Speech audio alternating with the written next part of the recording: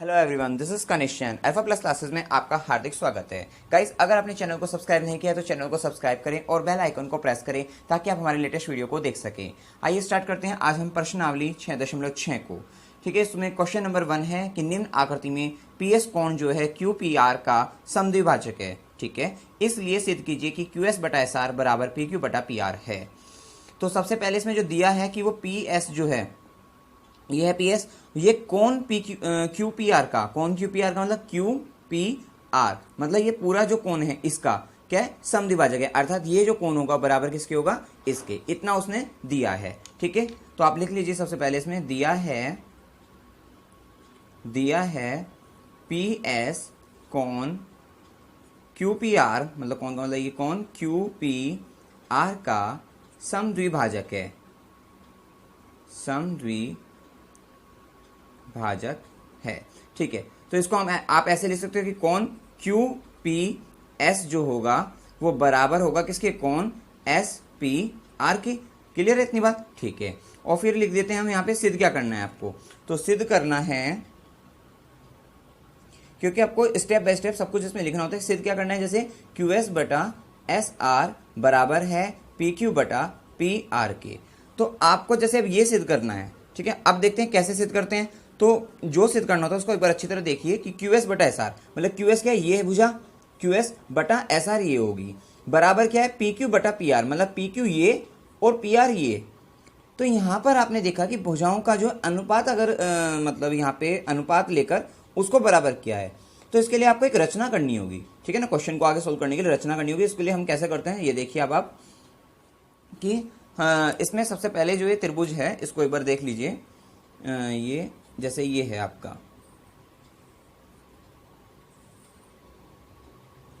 ठीक है ना, ये पी क्यू आर है, पी ये क्यू और ये आपका आर है, ठीक है। तो यहां पर जैसे आपकी ये पी एस है इस तरह से, तो हमने पी एस के समांतर एक भुजा ले लेंगे हम यहाँ पर ए, ये आर टी, ये इसी के क्या होगी, समांतर होगी बिल्कुल, ठीक है। ये हमने आर और ये टी खींचा और फिर इससे इसको आगे मिला दिया। ये बात आपको याद रखनी है कि यहाँ पर हमने करा क्या है कि रचना की है, एक रचना कि पी एस समांतर आर टी खींचा। अब आपको बता देते हैं ये क्यों करा हमने इस तरीके से, ठीक है। देखिए, अगर आपने ये पी एस समांतर आर टी खींच लिया तो अब आपका एक त्रिभुज दिख रहा होगा क्यू टी आर, ठीक है। तो क्यू टी आर में हमने देखा कि अगर मैं क्यू एस, ठीक है, बटा एस आर करूं और पी क्यू बटा पी टी करूं, तो आपने देखा ये कब करते थे कि जब जैसे त्रिभुज है और इसकी जैसे दो भुजा हो गई क्यू टी और ये क्यू आर, इस पर दो बिंदु है पी और एस, इसको मिलाने वाली रेखा अगर किसके पी एस जो है अगर समांतर हो टी आर के, तो क्या होता था, ये समान अनुपात में विभाजित करती है। तो यहां से तो आ गया आपका क्यू एस बटा एस आर बराबर ये क्यू पी बटा पी टी, लेकिन यहाँ पे क्यू पी बटा क्या है, पी आर है। तो इसका मतलब पी टी को किसके बराबर करना होगा, पी आर के बराबर करना होगा। ये आपको क्वेश्चन बता रहा हूँ कि आगे किस तरीके से आपको करना है, ठीक है ना। तो इसका मतलब पीटी को किसके बराबर करना होगा, पी आर के। समझ में आ गया क्यों करना, क्योंकि हम अगर हम अनुपात लेते हैं तो वो पीटी आता है यहाँ पे, ठीक है। इसलिए पीटी को क्या करना होगा, पी आर के बराबर, क्योंकि हमें तो पी आर लाना है सिद्ध करने में, तो पी आर लेके आना है। अच्छा ये बताइए, ये भुजा इस भुजा के बराबर कब होगी, जब ये कोण इस कोण के बराबर होगा, मतलब ये पी टी आर जो होगा बराबर होगा पी आर टी के, ये कोण इस कोण के बराबर होगा। अब हमें इस कोण को इस कोण के बराबर लेकर आना है, ठीक है। हम यह मान लेते हैं कि ये कोण एक है, इसको कोण एक कह देते हैं, इसको कोण दो कह देते हैं, इसको कोण तीन कह देते हैं, ये कोण चार है और ये कोण आपका पाँच है। अभी हमने ये मान लिए, ठीक है, मान सकते हैं, कोई दिक्कत नहीं है। चलिए अब आप देखिए, रचना हमने की थी पी एस समांतर है आर टी खींचा, ठीक है। जब आपको पता है कि पी एस जो है आर टी के समांतर है, ठीक है, तो ये जो कोण होगा आपका ये इस कोण के बराबर होगा, एकांतर कोण। आपको पता है कि अगर दो समांतर रेखा है और एक तिर्यक रेखा है, ये दो समांतर रेखा एक तिर्यक रेखा काट रही है, तो ये जो कोण होगा ये बराबर होगा इसके, मतलब कोण एक जो होगा वो बराबर होगा किसके, कोण चार के। क्यों हुआ भाई, एकांतर कोण। तो आप लिख सकते हो यहाँ पे एकांतर कोण। एक बात हो गई यहाँ पे।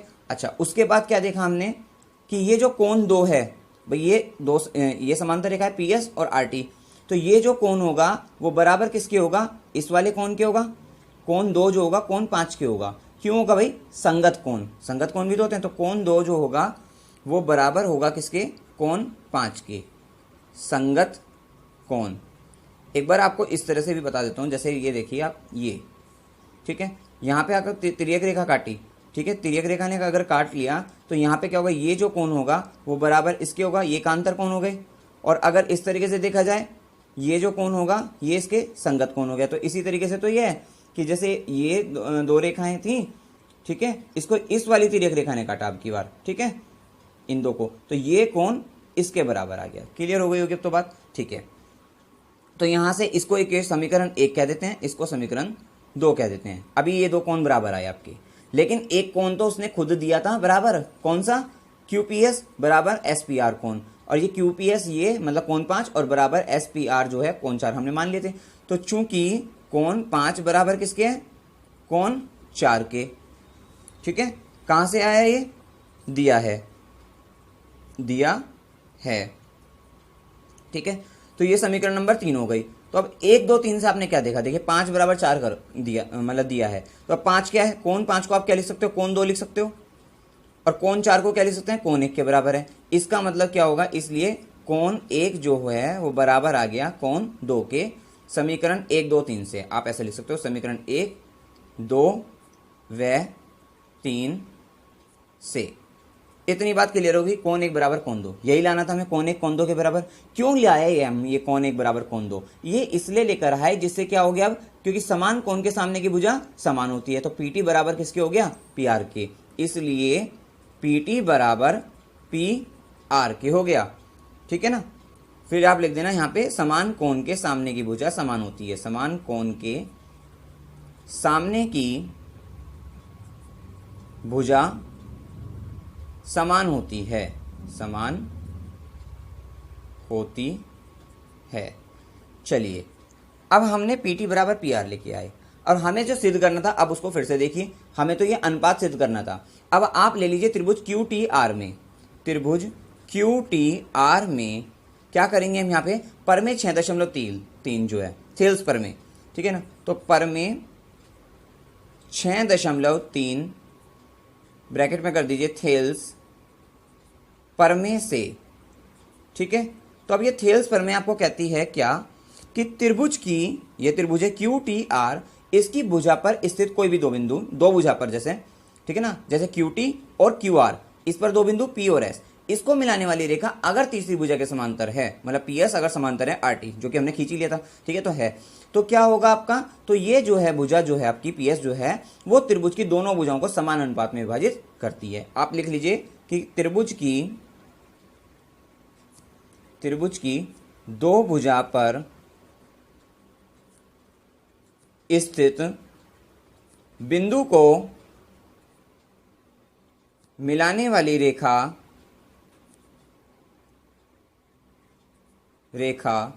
अगर तीसरी भुजा के समांतर है, तीसरी भुजा के समांतर है, तो वह उन भुजाओं को, उन दो मतलब दो भुजाओं को, उन दोनों भुजाओं को समान अनुपात में विभाजित करती है।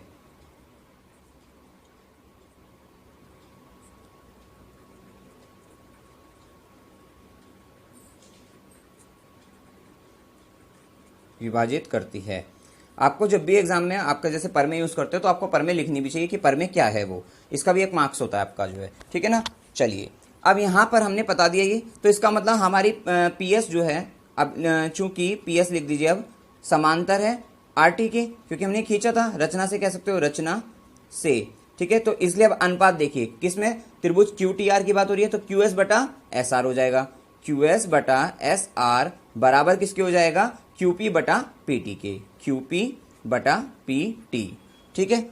अब हमारा PT किसके बराबर है? PR के, हमने अभी सिद्ध किया है। तो आप लिख सकते हो अगली लाइन में यहाँ पे QS बटा SR बराबर है, ये QP को PQ लिख सकते हैं, बटा PT को PR लिख सकते हैं, चूंकि PT बराबर PR सिद्ध किया है, ठीक है ना। PT बराबर PR के। अब आप देखिए कि आपका सिद्ध क्या हुआ, आ गया। क्यू एस बटा एस आर जो है बराबर आ गया पी क्यू बटा पी आर के, यही सिद्ध करना था। तो आप लिख सकते हैं इति सिद्धम। बिल्कुल सिंपल था, बस ये देखना आपको कि आपको सिद्ध क्या करना है, उसी के अकॉर्डिंग हम चलें बिल्कुल, ठीक है ना। तो ये था आपका। कोई भी डाउट आप कमेंट सेक्शन में पूछ सकते हैं। अब आइए नेक्स्ट क्वेश्चन करते हैं। क्वेश्चन नंबर 2 में क्या कहा है कि निम्न आकृति में डी त्रिभुज एबीसी के कर्ण एसी पर स्थित एक बिंदु है, ठीक है ना। जो ये आपका डी है बिंदु एबीसी के कर्ण एसी, मतलब एसी को कर्ण का, इसका मतलब ये बी क्या होगा 90 डिग्री, या फिर आप कह सकते हो एबी लंब है बीसी पर, ठीक है, एक बिंदु है। जबकि बीडी जो है लंब है एसी पर, बीडी का मतलब बी डी ये लंब है एसी पर, ठीक है। और डीएम लंब है, डीएम का मतलब ये डीएम लंब है बीसी पर, और डीएन ये डीएन लंब है एबी पर। तो सिद्ध करना है आपको फर्स्ट पार्ट, ये डीएम का स्क्वायर बराबर डीएन इंटू में एमसी, और डीएन का स्क्वायर बराबर डीएम इंटू में एएन। इस तरह के क्वेश्चन हम जो है लास्ट एक्सरसाइज में भी किए हैं। तो इसमें आप देखिए, सबसे पहले तो हम इसमें एक चीज़ देखते हैं, एक बात ये देखते हैं कि एक तो लंब वाला बता रखा है इन्होंने, तो हम उसको लेकर चलेंगे कि इन्होंने ये कहा कि जैसे कि डीएन लंब है एबी पर और डीएम लंब है बीसी पर, इसी तरीके से हम एक तो इस बात को लेकर चलेंगे क्योंकि जो दिया है उसको लेकर चलेंगे हम। दूसरी बात यहाँ पे जो सिद्ध करना है डीएम का स्क्वायर, इसका मतलब यहाँ पे क्या होगा, ये जैसे भुजाओं का अनुपात हो जाता था ना, तो वहां से आपको स्क्वायर बन जाएगा। तो इसका मतलब यहाँ पे अगर जो ये त्रिभुज डीएम की बात हो रही है तो इस वाले त्रिभुज की डीएम और MC, इसका मतलब इस वाले त्रिभुज की बात होगी, ये DCM वाले की, ठीक है।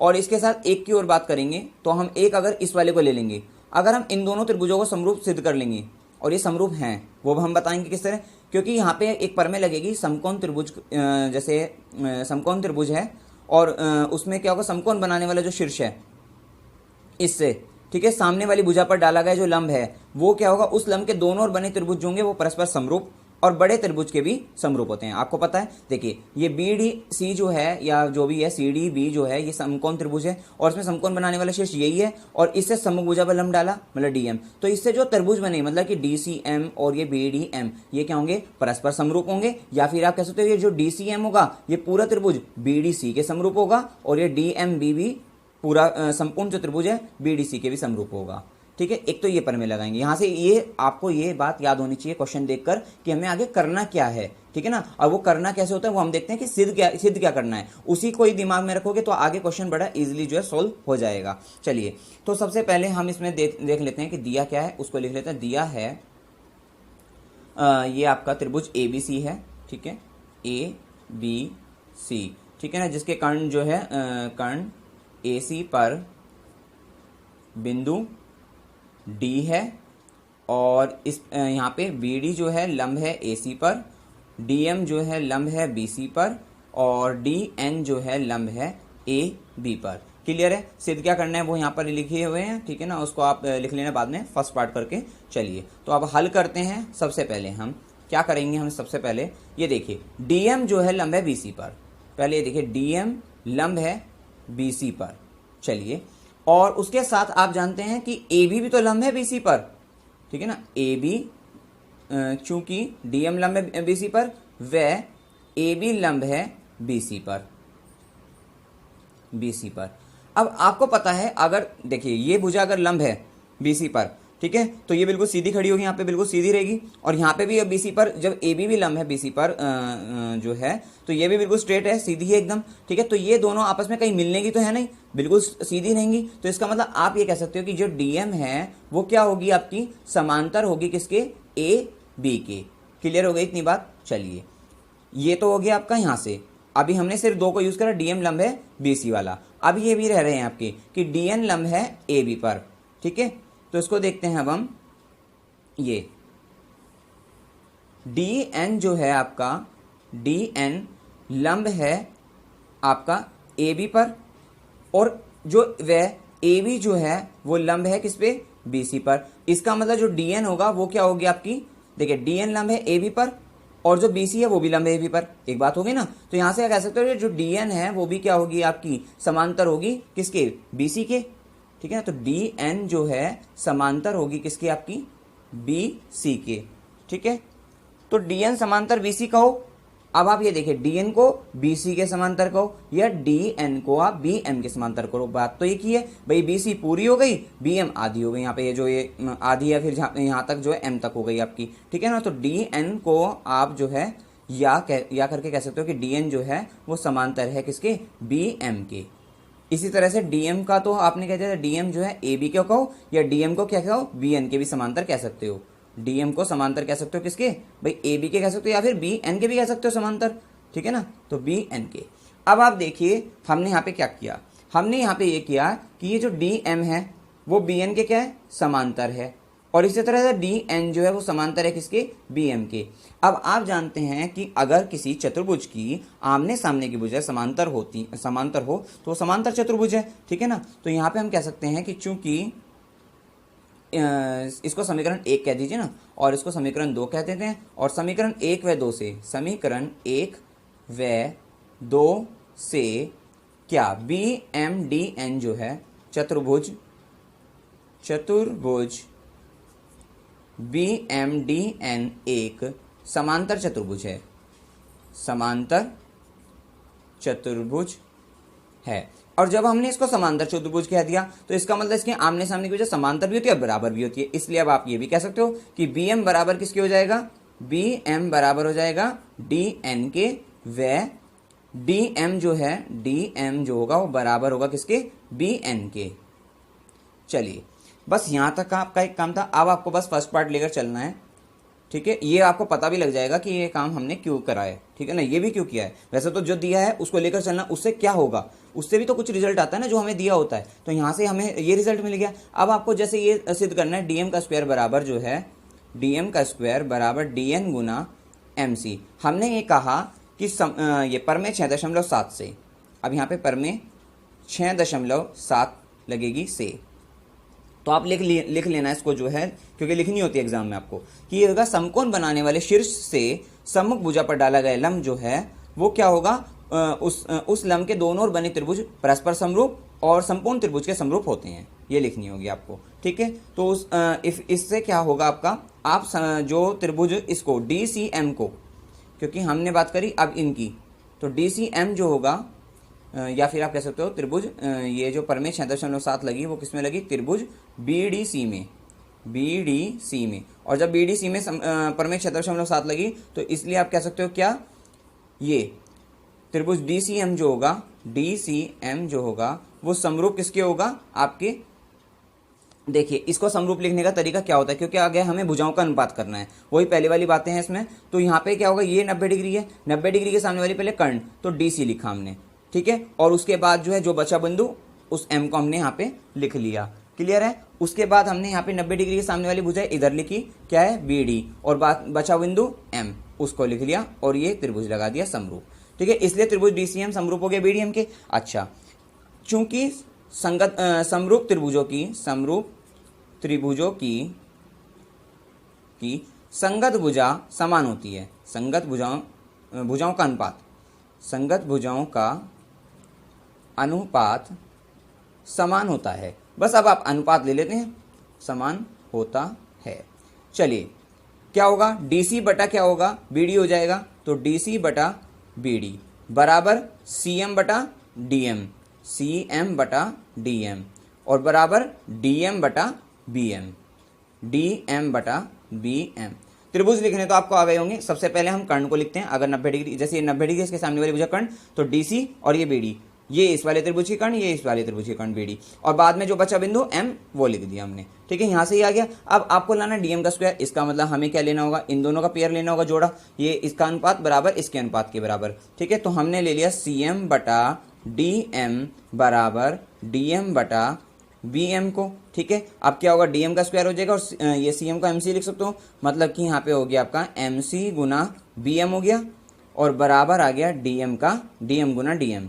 तो डीएम गुना डीएम को तो डीएम का स्क्वायर कह देंगे और इसको कहेंगे एमसी गुना बीएम। अब आपको समझ में आ गया होगा हमने ये समांतर चतुर्भुज क्यों सिद्ध किया था यहाँ पे इसको, क्योंकि बीएम को क्या लिख देंगे अब हम, क्योंकि यहाँ पे एमसी के बराबर में क्या लिख रहा है, डीएन लिख रहा है, ठीक है, और एमसी के बराबर में यहाँ पे बीएम। अब चूंकि बीएम किसके बराबर है, डीएन के बराबर है, तो एमसी गुना बीएम को क्या कहेंगे, डीएन लिख देंगे, और ये डीएम का स्क्वायर। देखिए फर्स्ट पार्ट क्लियर हो गया आपको, चूंकि बीएम बराबर डीएन, ठीक है, ये था। तो इस तरह से आपका फर्स्ट पार्ट हो गया क्लियर। अब इसका जो सेकंड पार्ट होगा उसको देखिए। देखिए सेकंड पार्ट में भी क्या है, भुजाओं का अनुपात से ही होगा सिद्ध, ठीक है। तो पर में 6.7 ही लगाएंगे। अब ये कहां पर लगाएंगे इसको एक बार देख लीजिए आप कि ये जो है आपका डी एन, ठीक है। तो डी एन यहाँ पे मतलब अगर मैं इन दोनों त्रिभुजों में लगा दूं, ठीक है, तो समकोण बनाने वाले शीर्ष यही होगा आपका, समकोण बनाने वाला शीर्ष जो है इससे सम्मुख भुजा पर डाला गया लंब, ठीक है। और तो वो जो है आपको त्रिभुज ए डी एन जो होगा, ठीक है, वो आपका जो होगा डी बी एन के जो है समरूप हो जाएगा आपका, ठीक है। तो यहाँ पे भी आपको इसी तरीके से जो है करना है। चलिए इसमें करते हैं अब हम पर में 6.7 से त्रिभुज किसमें, B D A B D, कोई कुछ भी कह दीजिए इसमें, ए बी डी में, ठीक है। तो यह जब हमने पर में 6.7 इसको लिखना है आपको जरूर, ठीक है। अब इसलिए क्या होगा, जब हमने पर में 6.7 लगाई तो आपका जो त्रिभुज, अब ये समकोण त्रिभुज देखिए, ये 90 डिग्री सामने वाली भुजा कर्ण, तो ये ए डी हो जाएगी, ए डी और ये एन आ जाएगा।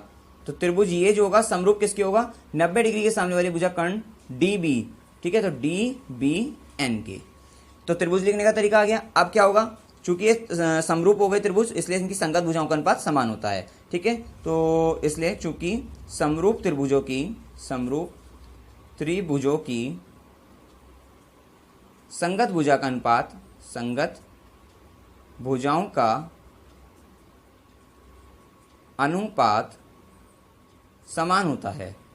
चलिए अब इसका अनुपात समान कर देते हैं, क्या होगा, AD बटा DB हो जाएगा, AD बटा DB बराबर DN बटा BN हो जाएगा, DN बटा BN हो जाएगा, और AN बटा DN हो जाएगा, AN बटा DN हो जाएगा।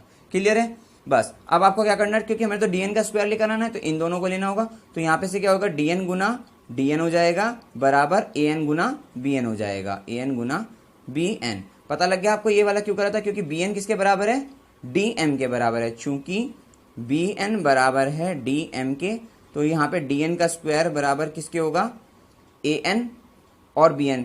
तो AN गुना BN को क्या लिखेंगे, DM लिखेंगे, या फिर DN का स्क्वायर बराबर, क्योंकि DM यहाँ पे पहले लिख ला, ठीक है ना, तो इसको DM लिखेंगे और गुना AN पहले लिखा हुआ है ना वहाँ पे, तो यहाँ से ये आपका आ जाएगा, ये DN का स्क्वायर बराबर आ गया DM गुना AN।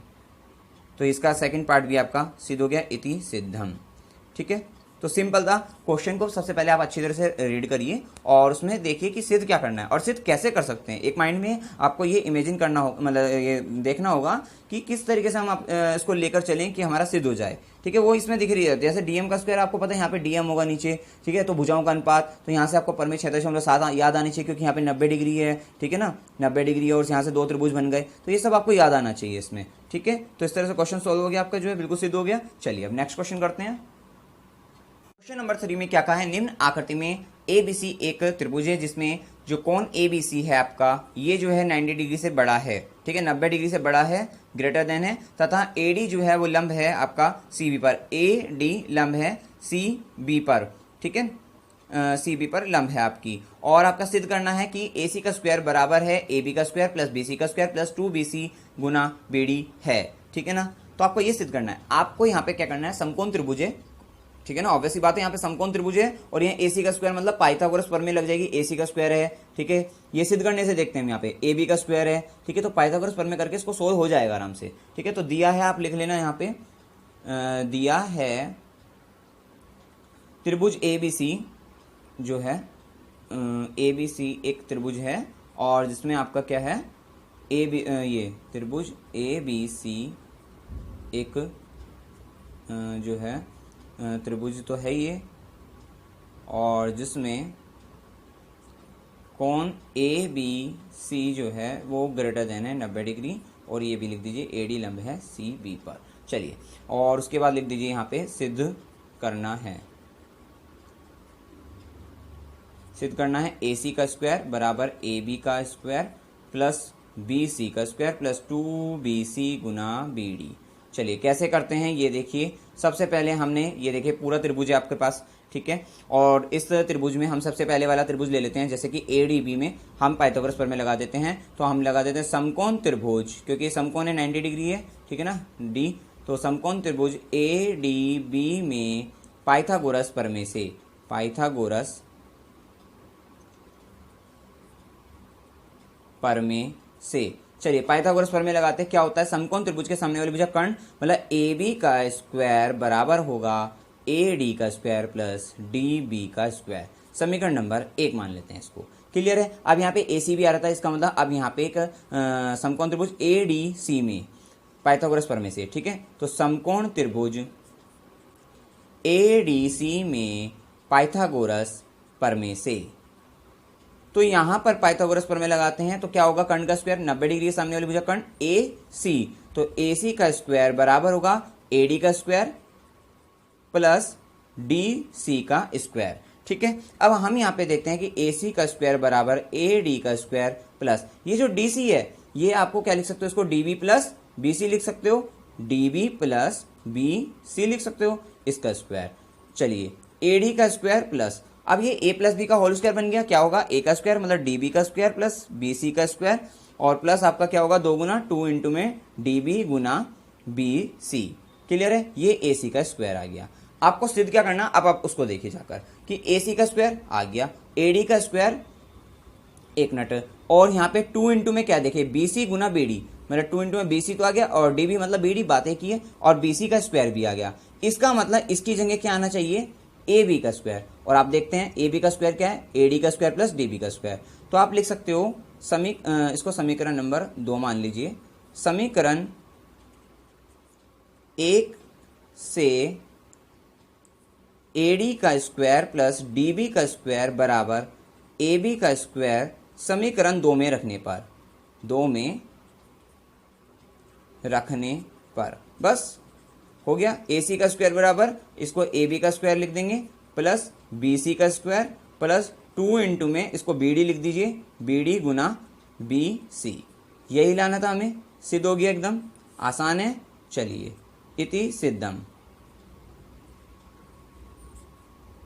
अब आइए नेक्स्ट क्वेश्चन करते हैं। क्वेश्चन नंबर 4 में क्या कहा है, निम्न आकृति में एबीसी एक त्रिभुज है जिसमें कोण एबीसी जो है वो क्या है आपका छोटा है 90 डिग्री से। चलिए तथा एडी जो है लंबे बीसी पर, और सिद्ध करना है कि एसी का स्क्वायर बराबर ए बी का स्क्वायर प्लस बी सी का स्क्वायर माइनस के 2 बी सी इंटू में बी डी है, ठीक है। तो सबसे पहले जो आपको दिया है उसको लिख लीजिए। यहाँ पर दिया है ए बी सी एक त्रिभुज है जिसमें कोण A B C less than 90 degree, छोटा है 90 डिग्री से, और एडी जो है लंब है बीसी पर। फिर आपको सिद्ध करना जो है वो लिख दीजिए यहाँ पर, सिद्ध करना है ए सी का स्क्वायर बराबर ए बी का स्क्वायर प्लस बी सी का square minus 2 B C into में बी डी। हल देखिए, आपने देखा यहाँ पे ए सी का स्क्वायर ए बी का स्क्वायर है और यहाँ पे 90 डिग्री है, मतलब समकोण त्रिभुज है, ठीक है ना। तो हमें पता है पाइथागोरस प्रमेय तो अपने को लगानी है, ठीक है। अब ए सी का स्क्वायर ए बी का स्क्वायर, मतलब अगर ए बी की बात अगर आप करो, ठीक है, तो ए बी की अगर बात करो तो पहले समकोण त्रिभुज ये वाला ले लेते हैं, पहले नंबर वाले की समकोण त्रिभुज ए बी डी में पाइथागोरस प्रमेय से क्या होगा, 90 डिग्री के सामने वाली भुजा कर्ण मतलब ए बी का स्क्वायर जो होगा वो बराबर होगा किसके, ए डी का स्क्वायर प्लस बी डी का स्क्वायर। इसको समीकरण 1 कह दीजिए। फिर आप क्या करोगे, यहाँ पे ए सी का स्क्वायर है तो इसका मतलब इस वाले ए डी सी में, समकोण त्रिभुज ए डी सी में पाइथागोरस प्रमेय से, तो यहाँ पर क्या लगेगी, ये ए सी का स्क्वायर, क्योंकि 90 डिग्री सामने भुजा कर्ण, तो ए सी का स्क्वायर बराबर क्या होगा, ए डी का स्क्वायर प्लस डी सी का स्क्वायर। क्लियर है इतनी बात। ए सी का स्क्वायर बराबर ए डी का स्क्वायर प्लस, अब आप यह देखिए यहाँ पर माइनस का चिन्ह आ रहा है एक, तो क्योंकि जो हमें सिद्ध करना होता है उसको हमें अच्छी तरह से देखना होता है, उसी के अकॉर्डिंग हम जो है क्वेश्चन को करते हैं, ठीक है। यहाँ पर माइनस का चिन्ह आ रहा है, ठीक है, और यहाँ पर जो है 2 बी सी गुना बी डी आ रहा है। इसका मतलब बी सी की बात हो रही है और बी डी की बात हो रही है। इसका मतलब ये हो जाएगा, अगर मैं डी सी को क्या लिख सकता हूँ, बी सी माइनस के बी डी कर दूं और उसका होल स्क्वायर करोगे तो माइनस ही आ जाएगा, ठीक है। यहाँ से समझ में आ गया होगा आपको। तो डी सी, अब यहाँ पे इसमें जब हमने पाइथागोरस प्रमेय लगाई तो ये लाइन आई थी, ये आई थी कर्ण का स्क्वायर मतलब ए सी का स्क्वायर बराबर ए डी का स्क्वायर प्लस डी सी का स्क्वायर। तो डी सी को क्या लिख सकते हो आप, पूरी बी सी में से, देखिए इस पूरे में से बी सी में से अगर बी डी को माइनस कर दो तो डी सी तो बचता है, ठीक है ना। तो उसको लिख सकते हो बी सी माइनस के बी डी और उसका स्क्वायर। तो यहाँ पे क्या होगा, ए डी का स्क्वायर प्लस बी सी का स्क्वायर प्लस बी डी का स्क्वायर होल स्क्वायर खोल रहा हूँ मैं इसका, a माइनस बी का होल स्क्वायर, ठीक है ना। तो bc का स्क्वायर प्लस bd का स्क्वायर माइनस के क्या होगा 2 इंटू में bc गुना bd। तो देखिए माइनस के 2 इंटू में bc गुना bd आ गया। उसके बाद bc का स्क्वायर आ गया। क्या बचा यहाँ पे तो बचा ab का स्क्वायर और यहाँ आ रहा है ad का स्क्वायर आपका, ठीक है। और साथ साथ यहाँ पे bd का स्क्वायर भी एक्स्ट्रा है क्योंकि bd का स्क्वायर उसमें नहीं है, ठीक है। तो ac का स्क्वायर अभी आप इतना लिखिए। अब इसमें देखते हैं, इसको समीकरण नंबर 2 मान लीजिए, ठीक है। अब यहाँ पर जो है ab का स्क्वायर बराबर है ad का स्क्वायर प्लस bd का स्क्वायर, ठीक है। तो समीकरण 1 से अगर मैं ad का स्क्वायर का मान इसमें रख दूं तो काम बन जाएगा। तो समीकरण 1 से ये ab का स्क्वायर बराबर है ad का स्क्वायर प्लस bd का स्क्वायर। तो ab का स्क्वायर माइनस के bd का स्क्वायर कर दूं बराबर आ गया ad का स्क्वायर, और ad इसमें चाहिए भी नहीं थी। तो आप समीकरण 2 में क्या कर दोगे, ad का स्क्वायर का मान रखने पर, ठीक है। तो समीकरण 2 में ad स्क्वायर का, क्योंकि ad स्क्वायर का मान क्या है, ये है, का मान रखने पर, तो चलिए रखते हैं ac का स्क्वायर बराबर ad का स्क्वायर मतलब ab का स्क्वायर माइनस के bd का स्क्वायर, और प्लस फिर क्या है bc का स्क्वायर है प्लस bd का स्क्वायर है, और माइनस के 2 इंटू में bc गुना bd है, ठीक है। तो bd का स्क्वायर माइनस का और ये प्लस का bd का स्क्वायर कैंसिल आउट हो गए, ठीक है ना, कट जाएंगे। तो बचा के यहाँ पे ab का स्क्वायर प्लस bc का स्क्वायर माइनस के 2 इंटू में bc गुना bd, ये क्या है ac का स्क्वायर आ गया। यही सिद्ध करना है आपको, ac का स्क्वायर बराबर ab का स्क्वायर, क्लियर है, प्लस bc का स्क्वायर माइनस के 2 इंटू में bc गुना bd, ठीक है। इति सिद्धम, बड़ा ही सिंपल है। इन वाले क्वेश्चंस में आपको सिर्फ पाइथागोरस प्रमेय लगानी है और क्वेश्चन को एक बार देख लेना है कि सिद्ध क्या करना है, उसी के अकॉर्डिंग आपको चलना है, ठीक है ना। तो आसानी से क्वेश्चन सोल्व हो जाएगा आपका, क्लियर है। चलिए नेक्स्ट क्वेश्चन करते हैं। अब हम क्वेश्चन नंबर 5 में क्या कहा है, निम्न आकृति में एडी त्रिभुज ABC की एक माध्यिकाएं है, ठीक है, तथा AM जो है लंब है BC है। सिद्ध करना है आपको फर्स्ट पार्ट, सेकंड पार्ट ये, और थर्ड पार्ट आपको ये सिद्ध करना है, ठीक है। तो सबसे पहले आप इसमें देख लेते हैं कि दिया क्या है, वो लिख लीजिए। दिया है कि जो AD है वो त्रिभुज ABC की, AD त्रिभुज ABC की माध्यिका है, ठीक है। अब आपको पता है कि अगर ये माध्यिका है AD तो इसका मतलब D क्या होगा, BC का मध्य बिंदु होगा, इसलिए D BC का मध्य बिंदु होगा, ये भी दिया है इसका मतलब। और इसका मतलब क्या दिया है, BD बराबर DC बराबर क्या होगा, BC/2, BC/2। ये आपको बात समझ में आ जानी चाहिए कि देखिए D जो है मध्य बिंदु है अगर, तो इसका मतलब BD जो होगी बराबर किसकी होगी, DC की होगी, दोनों बराबर बराबर हो जाएगी। और इसका मतलब जब ये दोनों बराबर हो जाएगी तो उसको हम BC का हाफ कह सकते हैं, क्योंकि मध्य बिंदु है, तो BC/2 कह दिया। क्लियर होगी इतनी बात। चलिए ये आपको दिया है, क्योंकि ये किससे दिया है, क्योंकि माध्यिका दे रखी थी, AD को माध्यिका बताता है इसलिए ये दिया है, ठीक है। चलिए अब यहाँ पर जो दिया है ये, और साथ साथ AM लंब है जो है BC पर, तो AM लंब है BC पर, ये भी दिया है। तो AM BC, ये BC पे AM जो है लंब है, ये 90 डिग्री है। बस इतना दिया है, सिद्ध करना है आपको ये फर्स्ट पार्ट जैसे। तो आप सबसे पहले आप हल देख लीजिए और फिर हम पार्ट वाइज जो इसको हम सिद्ध करेंगे। हल में हम देखते हैं क्या करते हैं हम यहाँ पे। सबसे पहले वाला पार्ट अगर हम बात करें तो उसमें देखिए AC का स्क्वायर है, AD का स्क्वायर है। अब AC कहाँ पे दिख रही है, AC, तो समकोण त्रिभुज, क्योंकि स्क्वायर लाने के लिए समकोण त्रिभुज पाइथागोरस प्रमेय लगाएंगे हम, ठीक है। तो AMC में पाइथागोरस प्रमेय लग जाएगी। और अगर AD का स्क्वायर लाना है तो AD कहाँ पे दिख रही है, AD यहाँ पे मतलब AMD में पाइथागोरस प्रमेय लग जाएगी। तो सबसे पहले आप इनमें पाइथागोरस प्रमेय लगा लेते हैं, ठीक है। तो त्रिभुज, इसको समकोण त्रिभुज बोलिए, समकोण त्रिभुज AMD में पाइथागोरस प्रमेय से सबसे पहले हमने किसमें लगाई, AMD, कौन सा है बीच वाला, AMD क्या होगा, 90 डिग्री के सामने वाली भुजा कर्ण मतलब AD का स्क्वायर बराबर किसके होगा, AM का स्क्वायर प्लस MD का स्क्वायर, AM का स्क्वायर प्लस MD का स्क्वायर। क्लियर हो गई इतनी बात। इसको समीकरण नंबर आप 1 मान लीजिए और आप AC वाले में लगा दीजिए, ये समकोण त्रिभुज AMC में, समकोण त्रिभुज AMC में पाइथागोरस प्रमेय से क्या होगा, AC का स्क्वायर 90 डिग्री सामने वाली भुजा कर्ण, AC का स्क्वायर जो होगा वो बराबर किसके होगा, अब 90 डिग्री के साथ मतलब लंब क्या है, AM का स्क्वायर प्लस MC का स्क्वायर, ठीक है। चलिए अब AM का स्क्वायर प्लस MC को आप क्या लिख सकते हो, ये MC पूरी, तो M D plus D C लिख सकते हैं, M D plus D C और उसका स्क्वायर। अब ये क्यों लिखा भाई M D plus D C? ये इस कारण लिखा क्योंकि हम फर्स्ट पार्ट कर रहे हैं। फर्स्ट पार्ट में आप देखिए आखिरी में जाकर यहाँ पे क्या होगा, बी सी गुना डी एम हुआ आपका, ठीक है ना।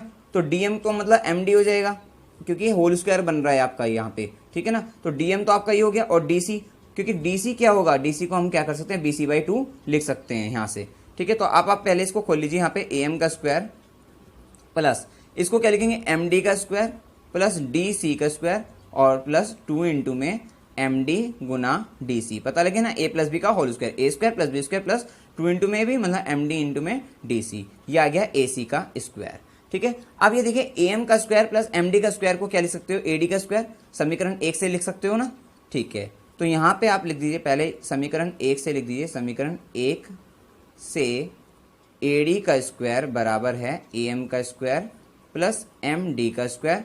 तो हमने लिख दिया ए सी का स्क्वायर बराबर क्या होगा, ये ए डी का स्क्वायर प्लस डी सी का स्क्वायर है। डी सी क्या है, समीकरण 1 से ये लिया, व डी सी बराबर बी सी बटा 2 ले लीजिए आप, ठीक है ना। डी सी बराबर बी सी बटा 2, दोनों को इकट्ठा रख दिया यहाँ पे, ए डी का स्क्वायर आ गया प्लस डी सी का स्क्वायर क्या होगा, बी सी बटा 2 का स्क्वायर प्लस 2 इंटू में एम डी और गुना डी सी क्या है, बी सी बटा 2, 2 से 2 खत्म हो गया, बचा क्या यहाँ पे ए डी का स्क्वायर, पहला आ गया ए डी का स्क्वायर प्लस बी सी गुना डी एम है, तो ये बी सी गुना डी एम पहले लिखिए यहाँ पे, बी सी गुना डी एम प्लस और ये बी सी बटा 2 जो है और उसका स्क्वायर है, ठीक है, ये आ गया, और बराबर किसके, ए सी का स्क्वायर।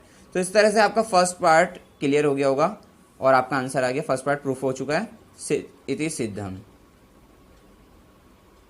कितना सरल तरीके से हो गया आपका सिद्ध, ये फर्स्ट पार्ट था आपका, ठीक है। तो फर्स्ट पार्ट में ए सी का स्क्वायर बराबर करके सिद्ध करना था, हमने कर दिया। अब जो सेकंड पार्ट है आपका, उसमें क्या है, ए बी का स्क्वायर। इसका मतलब आपको इस बार कौन सी लेनी होगी, ये ए एम बी वाला जो त्रिभुज है ना, इसमें पाइथागोरस प्रमेय लगा दीजिए, क्योंकि 90 डिग्री ये है आपका, ठीक है ना। ए डी को 90 डिग्री ना ले लेना, इसको ले लेना, ठीक है। तो अब आपको सेकेंड पार्ट करना है, तो आप सेकेंड पार्ट देखते हैं कि समकोण त्रिभुज ए एम बी में पाइथागोरस प्रमेय से चलिए लगाते हैं यहाँ पे, क्या होगा, 90 डिग्री के सामने वाली भुजा कर्ण हो जाएगी ए बी का स्क्वायर, तो ए बी का स्क्वायर बराबर किसके होगा आपका, ये ए एम का स्क्वायर प्लस बी एम का स्क्वायर, ए एम का स्क्वायर प्लस बी एम का स्क्वायर बराबर यहाँ ए एम का स्क्वायर प्लस, अब क्या बी एम को देखिए क्या लिख सकते हो, बी एम को लिख सकते हैं हम, क्योंकि ये देखिए यहाँ पर क्या आ रहा है, माइनस साइन आ रहा है, इसका मतलब जो होल स्क्वायर बनेगा वो क्या होगा, माइनस वाला बनेगा, मतलब ए माइनस के बी का होल स्क्वायर। ये सेकंड पार्ट से बता रहा हूँ मैं आपको, ठीक है। उसमें प्लस आ रहा था तो ए प्लस बी का बना था, यहाँ माइनस आ रहा तो ए माइनस बी का बनेगा। कैसे बनेगा, देखिए बी एम, तो बी एम को क्या लिख सकते हो, बी डी, भाई पूरा बी डी में से अगर मैं डी एम हटा दूं तो ये क्या आ जाएगा, बी एम आ जाएगा, तो बी डी माइनस के डी एम और उसका होल स्क्वायर। चलिए इसको खोल देते हैं हम यहाँ पे, ए एम का स्क्वायर प्लस बी डी का स्क्वायर प्लस डी एम का स्क्वायर और माइनस के 2 इंटू में बी डी गुना डी एम आ जाएगा। क्लियर है, ये क्या है, ए बी का स्क्वायर बराबर है। अब देखें ए बी का स्क्वायर तो आ गया, अब ये ए डी कहां से आएगी, ए डी तो हमें पता है, ए एम का स्क्वायर प्लस एम डी के स्क्वायर को ए डी का स्क्वायर लिखते हैं, मतलब ए एम का स्क्वायर प्लस ये एम डी का है डी एम का स्क्वायर, इसको क्या लिखेंगे हम, ए डी। तो पहले आप इसको अरेंज कर लीजिए, सही तरह से लिख लीजिए, ए एम का स्क्वायर प्लस एम डी का स्क्वायर, उसके बाद क्या आएगा, ये बी डी का स्क्वायर रह गया था, तो बी डी का स्क्वायर और माइनस के 2 इंटू में बी डी गुना डी एम, ठीक है। अब आप बी डी को क्या लिख सकते हो, बी डी को लिख सकते हो आप बी सी बाई 2, ठीक है, और ए एम का स्क्वायर प्लस एम डी को आप क्या लिखोगे इसको, ए डी का स्क्वायर, ठीक है। तो आप यहाँ पे लिख दीजिए, इसको लिखेंगे ए डी का स्क्वायर, ठीक है, और प्लस बी डी को बी सी बटा 2 का स्क्वायर माइनस के 2 इंटू में बी डी को बी सी बटा 2 गुना डी एम, 2 से 2 खत्म, तो अब यहाँ पे क्या आ गया, ये आपका ए बी का स्क्वायर था, ए बी का स्क्वायर।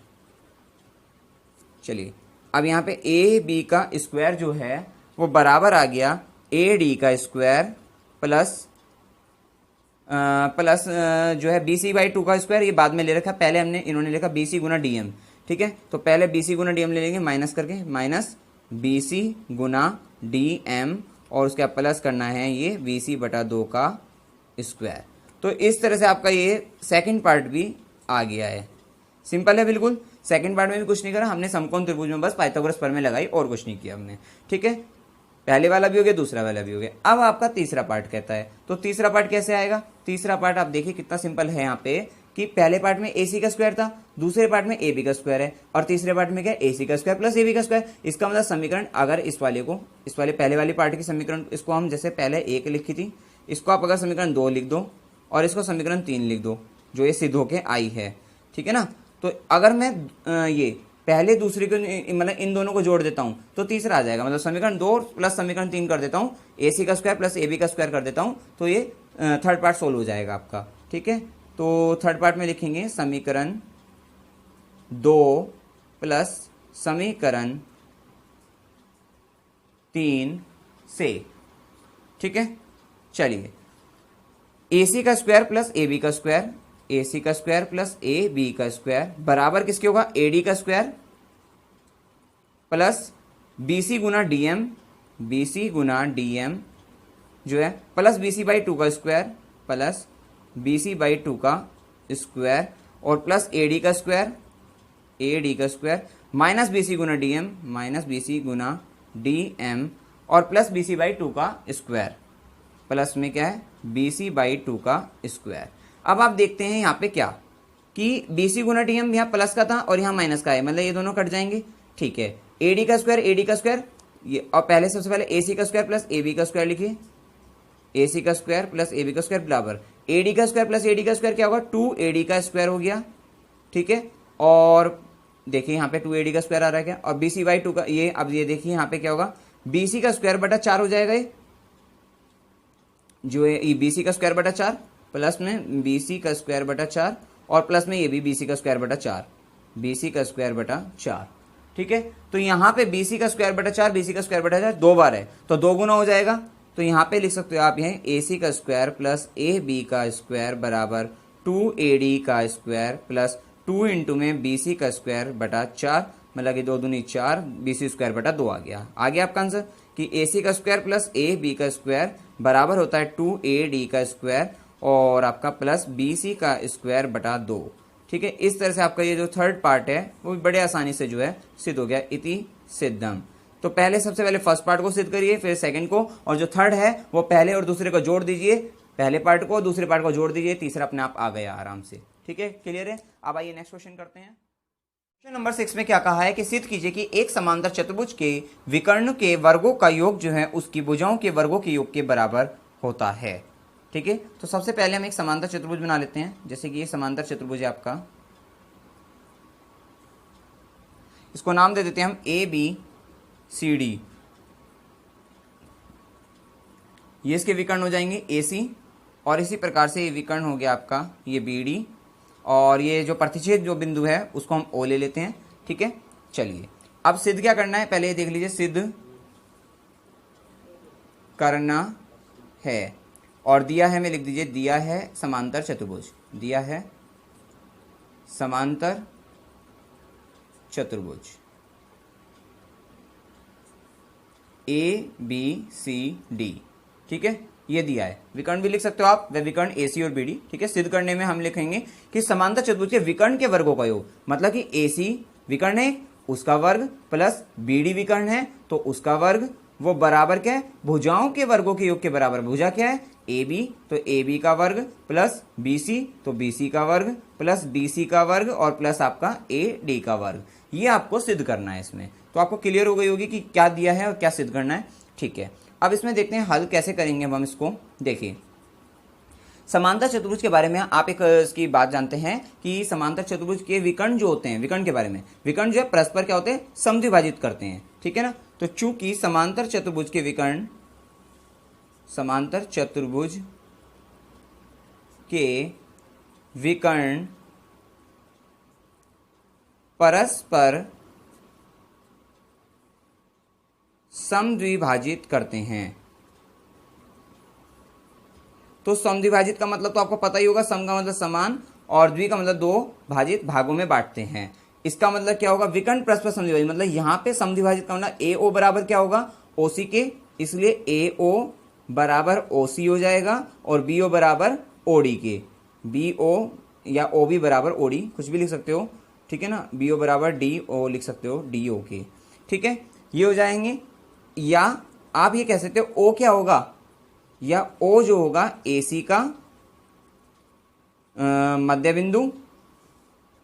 भाई जब आपके विकर्ण परस्पर समद्विभाजित हो गए तो ओ को क्या कहेंगे, मध्य बिंदु कह देंगे ना, एसी का मध्य बिंदु है, ठीक है ना, या फिर बीडी का मध्य बिंदु है। चलिए ठीक है, अब आप ये देखते हैं चूंकि ओ जो है एसी का मध्य बिंदु है, मध्य बिंदु है।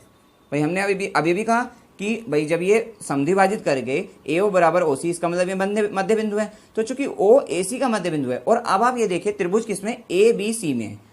भाई त्रिभुज ए बी सी में क्या होगा कि त्रिभुज के किसी शीर्ष से सम्मुख भुजा के मध्य बिंदु को मिलाने वाली रेखा क्या होती है, माध्यिका होती है, ये आप जानते हैं, ठीक है ना। तो आप कह सकते हो बीओ क्या आएगी, माध्यिका होगी, ठीक है ना। आप लिखेंगे त्रिभुज ए बी सी में जो है बिंदु बी से सम्मुख भुजा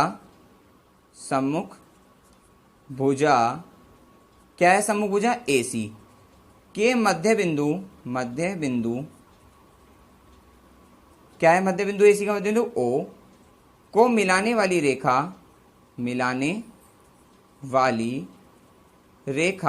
क्या होगी, वो मिलाने वाली रेखा बीओ, ठीक है, बीओ त्रिभुज एबीसी की क्या होगी, माध्यिका होगी, त्रिभुज एबीसी की माध्यिका होगी।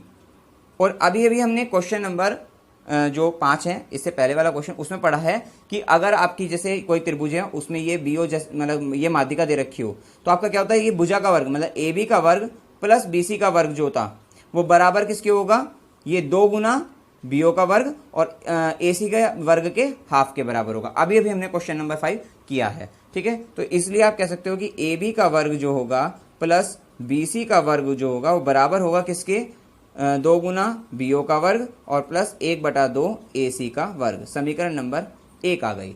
और अब हम इसी प्रकार हम क्या निकाल सकते हैं, इसके लिए भी निकाल सकते हैं। त्रिभुज एडीसी में क्या होगा, ये डीओ जो होगी वो माध्यिका है, डीओ माध्यिका है, चूंकि डीओ माध्यिका है इसलिए आप क्या कह सकते हो, अब एडी का वर्ग प्लस डीसी का वर्ग, एडी का वर्ग प्लस डीसी का वर्ग बराबर किसके होगा, ये डीओ जो है माध्यिका है तो इसका तो 2 गुना लेंगे, तो 2 गुना डीओ का वर्ग और प्लस ये एसी जो है इसका क्या लेंगे हम, इसमें इसका जो एसी जो होगा उसका क्या लेंगे हम, आधा ले लेंगे, ठीक है ना, 1/2 गुना जो है एसी का वर्ग ले लेंगे और इसको समीकरण नंबर 2 कह देंगे। अब आपको क्या करना था, इन दोनों को जोड़ना ही तो है भाई, ये एसी का स्क्वायर प्लस ये इन सबको जोड़ देते हैं तो इससे क्या आ जाएगा, आपका सिद्ध करना, जो सिद्ध करना है वो आपका आ जाएगा। तो समीकरण 1+2 से कर दीजिए, इसको जोड़ दीजिए, ए बी का स्क्वायर प्लस बी सी का स्क्वायर, पहले इधर LHS को जोड़ देते हैं, लेफ्ट हैंड साइड जो बायां पक्ष है, ए बी का स्क्वायर प्लस बी सी का स्क्वायर और प्लस क्या होगा, ए डी का स्क्वायर प्लस डी सी का स्क्वायर बराबर देखिए 2BO का स्क्वायर, 2 इंटू में BO का स्क्वायर प्लस 1/2 AC का स्क्वायर प्लस 2 इंटू में DO का स्क्वायर और प्लस 1/2 AC का स्क्वायर। देखिए 2 कॉमन आके जो है BO का स्क्वायर हो जाएगा और प्लस DO का स्क्वायर हो जाएगा, क्योंकि BO DO में 2 था, 2 की मल्टीप्लाई हो रही थी, प्लस अब आधा AC का स्क्वायर मतलब 1/2 मतलब आधा AC का स्क्वायर प्लस आधा स्क्वायर तो मतलब AC का स्क्वायर हो जाएगा ये। और अब यहाँ पे क्या करेंगे 2, अब जो है BO है, पहले इसको देखिए BO क्या है, BD का आधा है। भाई BO क्या होगा, जैसे हमने ये करा था BO बराबर DO है तो उसको क्या लिख सकते हो, BD/2 लिख सकते हो। ऐसे ही AO बराबर OC अगर लिखा है तो उसको क्या लिख सकते हो, AC/2 लिख सकते हो। तो यहाँ पे BO को क्या लिखेंगे हम, BD/2, तो BD/2 का ये स्क्वायर है तो इसको स्क्वायर कर देंगे, प्लस DO को भी क्या लिखेंगे, जो DO होगा आपका, BO तो हो गया, DO को भी BD/2 का स्क्वायर लिख देंगे, BD/2 का स्क्वायर और प्लस AC का स्क्वायर तो है ही आपका, AC का स्क्वायर। अब हमने यहाँ पे देखा 2 गुना, देखो बी डी का स्क्वायर बटा 4 प्लस बी डी का स्क्वायर बटा 4, तो 2 गुना क्या होगा, बी डी का स्क्वायर बटा 4 आ गया और प्लस ए सी का स्क्वायर आ गया, 2 दूनी 4 आ गया और 2 से 2 खत्म आ गया। मतलब यहाँ पे कुल मिला के बी डी का स्क्वायर प्लस ए सी का स्क्वायर आ गया, बी डी का स्क्वायर और प्लस आपका ए सी का स्क्वायर।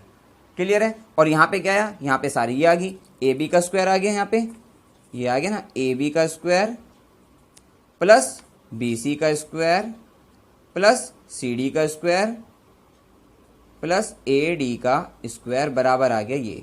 तो आपने यहाँ पे देखा कि यहाँ पे जो आया आपका ये आ गया कि भुजा का वर्ग जो आया आपका, क्योंकि ए बी बी सी और डी सी ए डी भुजा थी और ये बराबर आ गया विकर्ण के वर्ग के योग के बराबर, बी डी का स्क्वायर प्लस ए सी का स्क्वायर। सिद्ध हो गया, इति सिद्धम। सरलता, बस इसमें माध्यिका वाला वो लगना था आपका फॉर्मूला जो है कि अगर आपकी इसमें माध्यिका सिद्ध कर दी हमने पहले ही, क्योंकि समांतर चतुर्भुज के विकर्ण परस्पर क्या होंगे, समद्विभाजित करते हैं, जिसके कारण ओ मध्य बिंदु आ गया, जिसके कारण बीओ माध्यिका हो गई। और जब बीओ माध्यिका है तो आपको पता है कि त्रिभुज में क्या फॉर्मूला लगता है कि ए बी का मतलब जो ये भुजा का वर्ग होगा, इस भुजा का वर्ग प्लस इस भुजा का वर्ग त्रिभुज की, वो बराबर होगा माध्यिका के वर्ग का 2 गुना और प्लस जो ये तीसरी भुजा है आधार है इसका क्या होगा, वर्ग का आधा। ये आपको लगाना है क्योंकि हमने ये पहले क्वेश्चन नंबर 5 में एक्सप्रेशन को हमने सॉल्व किया है। क्लियर है। अब आइए नेक्स्ट क्वेश्चन करते हैं। नंबर 7 में क्या कहा है कि निम्न आकृति में एक वृत्त की 2 जीवाएं जो हैं ए बी और सी डी परस्पर बिंदु पी पर प्रतिच्छेद करती है। तो सिद्ध कीजिए कि त्रिभुज एपीसी जो है समरूप है त्रिभुज डीपीबी के और एपी गुना पीबी बराबर सीपी गुना डीपी के। आपको ये सिद्ध करना है। ठीक है। तो यहाँ पर हमने क्या देखा, इसमें जो है कि आपको त्रिभुज ए पी सी जो है ये वाला त्रिभुज जो है समरूप करना है किसके, डीपीबी के। ठीक है। तो आपने यहाँ पे देखा कि ये जो कोण है आपका ये बराबर होगा इसके, क्योंकि एक ही वृत्तखंड के बने कोण है। ठीक है ना, एक ही वृत्तखंड में बने कोण है। ये देखिए ये वाला कोण जो है इस वाले वृत्तखंड में बन रहा है। ठीक है ना, इस वाले वृत्तखंड में ये कोण बन रहा है और ये वाला जो है इस वाले में बन रहा है। ठीक है, एक ही वृत्तखंड में बने कोण होंगे और साथ साथ क्या होगा, ये जो कोण होगा ये बराबर होगा इसके शीर्षाभिमुख कोण होते हैं। ठीक है, तो हम दोनों ने हम इसमें मतलब जो है दोनों कोण बराबर कर देते हैं। तो इससे क्या होगा, ए समरूपता कसौटी से, क्योंकि आपको पता है अगर किसी त्रिभुज के 2 संगत कोण अगर बराबर हो जाते हैं जो है तो क्या होगा, तीसरा कोण स्वतः बराबर हो जाता है। इसलिए ए समरूपता कसौटी से दोनों त्रिभुज क्या होंगे, समरूप सिद्ध हो जाएंगे। अब जब समरूप सिद्ध हो जाएंगे तो पहला पार्ट तो क्लियर हो जाएगा और दूसरा क्या होगा, संगत भुजाओं का अनुपात ही है।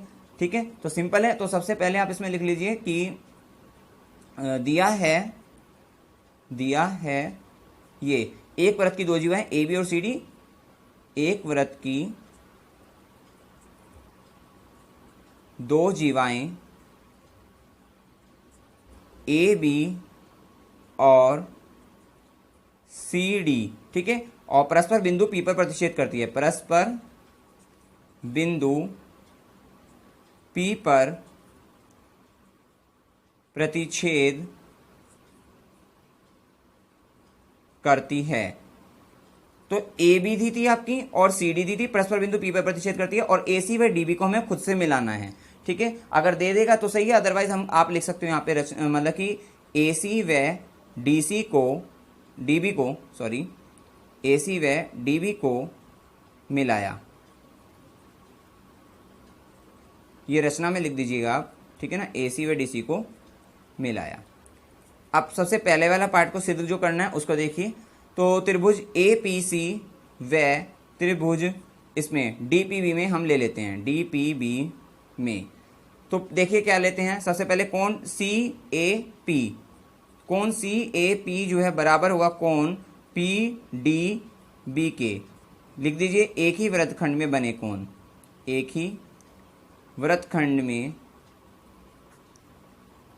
बने कोण। ठीक है, समान हो गई। और फिर साथ साथ क्या होगा, कोण ए पी सी जो होगा, कोण ए पी सी बराबर होगा कोण किसके, डी पी बी के। ये कौन से हैं, शीर्षाभिमुख कोण, शीर्षाभिमुख कोण।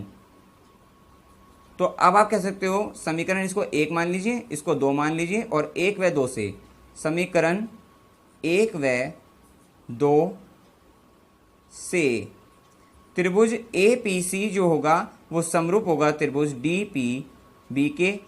आप लिख दीजिए यहाँ पे ए समरूप कसौटी से। ठीक है ना, ए समरूपता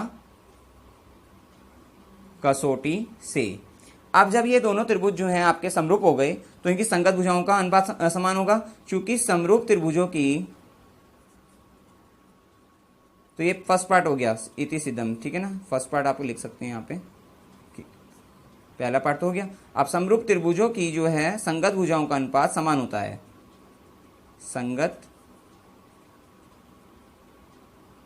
भुजाओं का अनुपात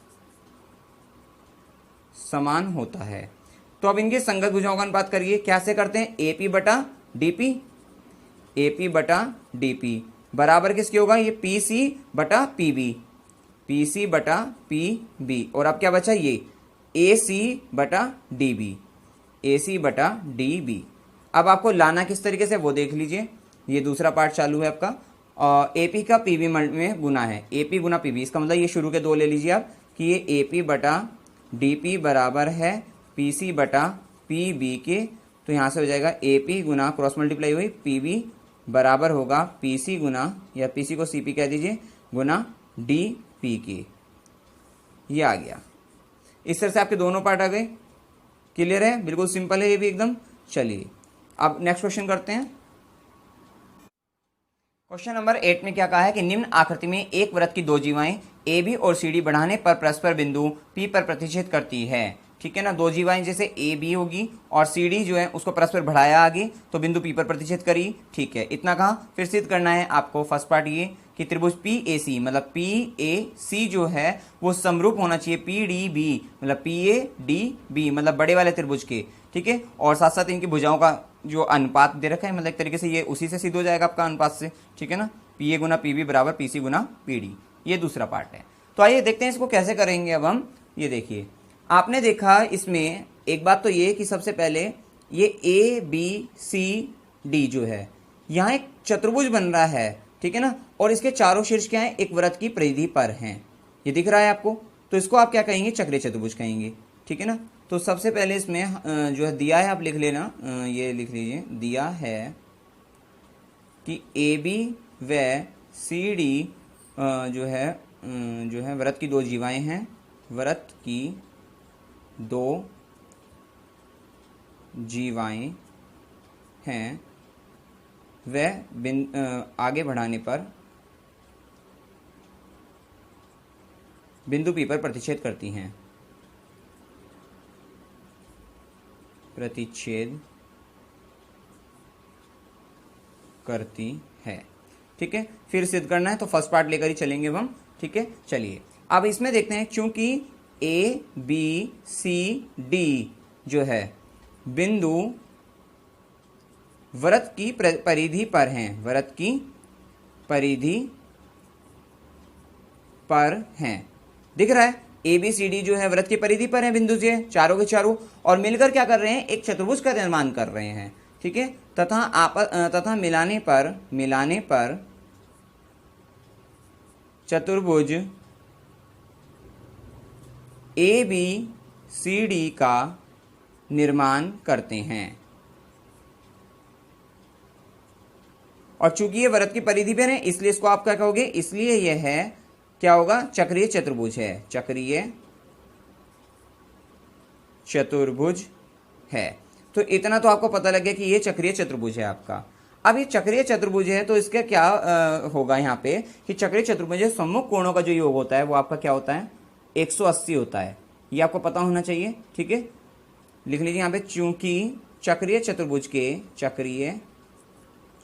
के सम्मुख कोण या आमने सामने कोण जो है ना उसका सम्मुख कोणों का योग बराबर होता है कितना, 180 के, ठीक है। तो अब हम क्या करेंगे, हमें तो भाई समरूप सिद्ध करने थे, त्रिभुज ए पी ए सी बराबर पी डी बी, ठीक है ना। अब अगर हम पी ए सी को लें तो ये कोण जो है, ये जो कोण है ये तो इसमें भी आएगा दूसरे वाले में भी आएगा, मतलब तो इसका मतलब सिर्फ एक कोण और प्रूव कर दें, अगर हम जो है संगत कोण समान कर दें तो हमारे दोनों त्रिभुज समरूप बन जाएंगे।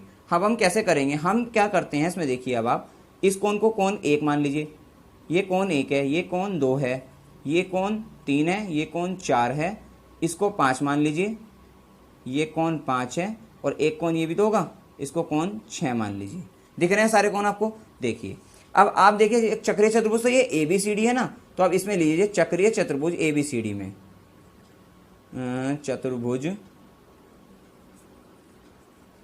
चक्रीय चतुर्भुज ABCD में क्या होगा यहाँ पे, ये जो कोण 4 है प्लस कोण 2, ये कितना होगा? 180 होगा। आपको पता ही है कि कोण 2 प्लस कोण 4 बराबर 180, अभी भी हमने बताया चक्रीय चतुर्भुज के सम्मुख कोणों का योग 180, ठीक है।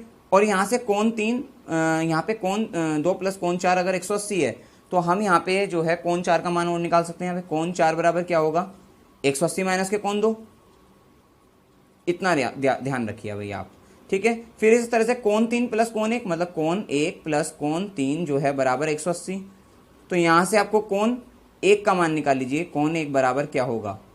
180 माइनस के कोण 3। यहाँ से हमने कोण 2 निकाल लिया कि कोण 2 बराबर 180 माइनस के कोण 4 हो जाएगा, और कोण 3 बराबर क्या होगा? 180 माइनस के कोण 1 हो जाएगा, ठीक है। तो हमने कोण, अब यहाँ पे आप एक चीज और देखिए, ये अगर पूरे कोण की बात करी जाए, ठीक है ना, ये कितना होगा? सरल रेखा पर बना कोण 180 हो जाएगा। मतलब कि चूंकि कोण 5 प्लस कोण 4 बराबर 180, लिख दीजिए यहाँ पे सरल रेखा पर बना कोण, सरल रेखा पर बना कोण, ठीक है। कोण 5 प्लस कोण 4 180 के, तो यहाँ से कोण 5 क्या आ जाएगा? 180 माइनस के कोण 4, ठीक है। एक बात हो गई क्लियर। इसी तरह से कोण 1 प्लस कोण 6 जो होगा, कोण 1 प्लस कोण 6, कोण 6 वो भी 180 के होगा। तो यहाँ से आपका क्या होगा? कोण 6 जो होगा वो बराबर आ जाएगा 180 माइनस के कोण A। अब इसको आप समीकरण 1 मान लीजिए भाई अभी, और इसको समीकरण 2, इसको समीकरण 3, और इसको समीकरण 4। तो आपने देखा 1 और अगर 3 की बात करें तो यहाँ पे कोण 2 बराबर 180 माइनस के 4, 180 माइनस के 4 है, तो कोण मतलब समीकरण 1 और 3 से हो जाएगा कोण 2 बराबर कोण 5 के। समीकरण कितने से? 1 से, 1 व 3 से, 3 से क्या होगा? आपका आ गया कोण 2 बराबर कोण 5 के, 5 के, ठीक है। और दूसरी और चौथी से क्या होगा? समीकरण 2 व 4 से, भाई ये 180 माइनस के कोण है कि ये भी 180 माइनस के कोण है, 1 है, तो कोण 3 बराबर क्या आ गया? कोण 3 बराबर कोण 6 आ गया। बस अब आपका कंप्लीट हो गया, क्योंकि अब हमारा कोण P बराबर कोण P विनिष्ट हो गया इन दोनों त्रिभुजों में, और साथ साथ कोण 3 किसके बराबर आ गया? कोण 6 के, और कोण 2 बराबर किसके आ गया? कोण 5 के।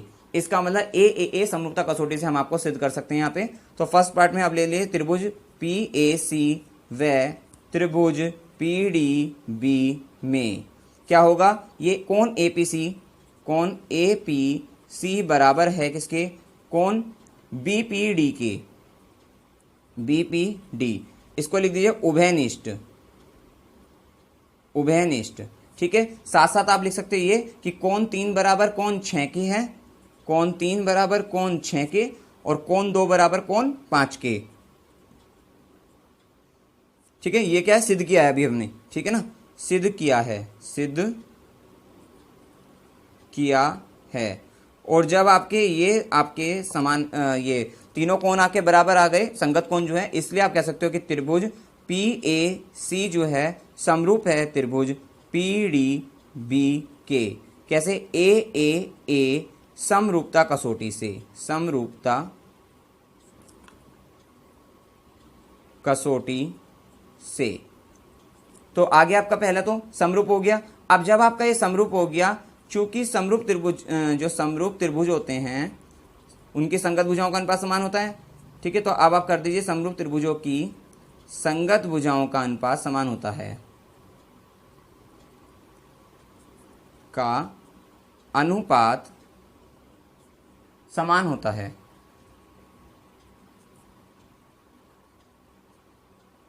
तो कर दीजिए यहाँ पे PA बटा क्या होगा? PD हो जाएगा, PA बटा PD बराबर AC बटा DB, AC बटा DB बराबर क्या होगा? PC बटा PB, PC बटा PB। अब देखिए आपको लाना कौन सा है? PA की मल्टीप्लाई गुना जो है वो PB के साथ है, तो PA गुना PB, इसका मतलब पहला और तीसरा ये जो है मतलब, तो इनको आपस में बराबर कर दीजिए। तो PA बटा PD बराबर होगा पी सी बटा पी बी के। तो पी ए गुना पी बी बराबर आ जाएगा पी सी गुना पी डी। तो इस तरह से आपका ये सेकंड पार्ट जो है ये भी क्लियर हो गया होगा।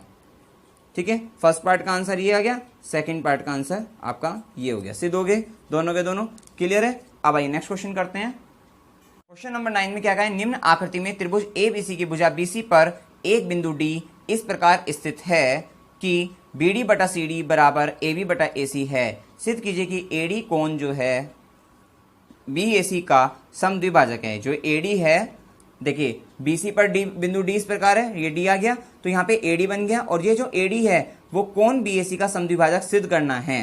मतलब समद्विभाजक का मतलब ये कोण इस कोण के बराबर आपको सिद्ध करना है। जो हमने इसी एक्सरसाइज का क्वेश्चन नंबर 1 किया, इसका जो है विलोम उल्टा है ये बिल्कुल एकदम। ठीक है, तो हमने उसमें भी एक रचना करी थी, इसमें भी एक रचना कर लेते हैं कि हम यहाँ से जो एडी है उसके समांतर हमने जो है सी ई खींच लेते हैं। ठीक है ना, कुछ भी नाम दे दीजिए, ये समांतर खींच लेते हैं बिल्कुल इसके, ये जो है यहाँ से एडी के समांतर हमने ये ऐसे खींच दी, खींच गई, ये बिल्कुल समांतर खींच दी हमने। ठीक है, तो सबसे पहले हमने यहाँ पे दिया है, लिख लीजिए, दिया है त्रिभुज ए बी सी। ठीक है, ये हो गया, और बी डी बटा जो है सी डी बराबर है ए बी बटा ए सी के, ये दिया है। और जो सिद्ध करना है वो लिख लीजिए यहाँ पे, सिद्ध करना है, क्योंकि एडी को बी ए सी का कोण का समद्विभाजक सिद्ध करना है। ये कोण बराबर इस कोण को क्या लिख सकते हैं, बी ए डी। तो कोण बी ए डी बराबर सिद्ध करना है कोण D A C, D A सी, ये सिद्ध करना है। इसका मतलब अभी हमने जब लास्ट जो क्वेश्चन नंबर 1 किया उसमें नाम दे देते हैं इनको कोण को, तो हम इसको लिख देते हैं कोण 1, इसको लिख देते हैं कोण 2, ये वाले कोण को कोण 3, इसको 4 और इसको 5 जैसे पहले देते। इसका मतलब कोण 5 बराबर कोण 4 सिद्ध करना है आपको, कोण 5 बराबर कोण 4 के हल। तो सबसे पहले हम क्या करते हैं इसमें, क्योंकि हमने जो रचना की है, रचना जो है वो ये है कि एडी समांतर सी ई, इसको ई नाम दे दीजिए आप। ठीक है ना, तो एडी समांतर सी ई खींचा। चलिए, अब हमें पता है कि त्रिभुज, वही पहले वाली क्वेश्चन की तरह से, कि ये जो त्रिभुज है आपका ये बी ई सी, इसमें ये जो ए और डी अगर बिंदु मान लेते हैं, ये बिंदु है, इनको मिलाने वाली रेखा अगर तीसरी भुजा के समांतर है तो आपको पता है ये समान अनुपात में विभाजित करेगी किसको, बी ई को बी सी को, पर में 6.3। यहां से देखिए ये दो बिंदु को मिलाने वाली रेखा, इनको मिलाइए, और ये जो रेखा है समांतर है इसके, तो ये किसको विभाजित करेगी, बी डी बटा डी सी बराबर बी ए बटा ए ई के। ठीक है, तो अब आप लिख दीजिए त्रिभुज बी सी ई में पर में 6.3 थेल्स पर में से। लिख दीजिएगा एक बार कि त्रिभुज की किसी भी दो भुजा पर स्थित बिंदुओं को मिलाने वाली रेखा अगर तीसरी भुजा के समांतर है तो वह भुजा जो है उन दो भुजाओं को समान अनुपात में विभाजित करती है। ठीक है, तो इसके हिसाब से इसलिए यहाँ पे हो जाएगा ये बी डी बटा डी सी बराबर हो जाएगा बी ए बटा ए ई। समीकरण इसको दे दीजिए 1। ठीक है, अब जो दिया है वो लिख लीजिए। दिया क्या था, बी डी बटा जो सी डी या डी सी है वो बराबर किसके, ए बी बटा ए सी के, ए बी बटा ए सी के, समीकरण 2। तो ये भी बी डी बटा डी सी है, बी डी बटा डी सी है, ये इसके बराबर है, ये इसके बराबर है, तो 1 और 2 से इन दोनों को बराबर कर देते हैं। तो समीकरण 1 व 2 से किसको, बी ए बटा ए ई बराबर कर देते हैं ए बी बटा ए सी के, मतलब बी ए और ए बी बात एक ही है। ठीक है, तो ए बी से ए बी कैंसिल हो जाएगा, कट जाएगा ये, तो क्या बचा यहाँ पे ए सी बराबर किसके, ए ई के आ गई। आपको यहाँ पे इस तरह से भी कर सकते थे 1/a ई बराबर, ठीक है 1/a सी के, क्रॉस मल्टीप्लाई करोगे तो ए सी बराबर ए ई आ गया। अब आप देखिए ए सी जो है बराबर है किसके, ए ई के, तो इसका मतलब कोण 1 बराबर किसके आ गया, कोण 2 के आ गया। भाई कोण 1 बराबर किसके आ जाएगा, कोण 2 के आ गया ना, यहाँ से कोण 1 बराबर कोण 2 के आ गया। ठीक है, इसको समीकरण नंबर दे दीजिए 3। अब हम क्या करेंगे, चूंकि हम जानते हैं क्या, एडी समांतर, क्वेश्चन बिल्कुल सेम जैसे हमने पहले में करा था वही काम कर रहे हैं। चूंकि एडी समांतर किसके, सी के, AD समांतर है CE के, तो इसका मतलब जो ये आपका कोण 1 बराबर कोण 4 तो होगा ही होगा। क्यों होगा भाई? एकांतर कोण है। कोण 1 बराबर कोण 4 के, एकांतर कोण। और साथ ही कोण 2 बराबर किसके होगा? कोण 5 के होगा। कोण 2 बराबर कोण 5 के, क्यों? संगत कोण होगा, संगत कोण। तो अब आपने देखा कोण 1 कोण 4 के बराबर है, कोण 2 कोण 5 के बराबर है, और 1 और 2 आपस में बराबर है, तो आप कह सकते हो कोण 4 कोण 5 के बराबर होगा। तो इसको समीकरण 3 का, तो इसको समीकरण 4 को और इसको 5 को, और 3, 4 व 5 से, समीकरण 3, 4, 5 से कह सकते हो आप क्या कि कोण 4 बराबर कोण 5 के। 4 बराबर 5 कहो या 5 बराबर 4 कहो, ठीक है, समझ में आ गया होगा कि कोण 1 कोण 2 के बराबर है। 1 का मान क्या है? 4 है, क्योंकि 1 4 के बराबर है, तो 4 बराबर 2 का मान 5, तो क्या होगा? 4 बराबर 5 आ गया, या कोण 5 बराबर कोण 4 के आ गया। कोण 5 का मतलब क्या है? कोण BAD, तो कोण BAD जो है बराबर आ गया किसके? कोण 4 का मतलब DAC, 4 यहाँ पे ये DAC, कोण DAC बराबर आ गया। इससे आप कह सकते हो, इसलिए जो है AD जो है कोण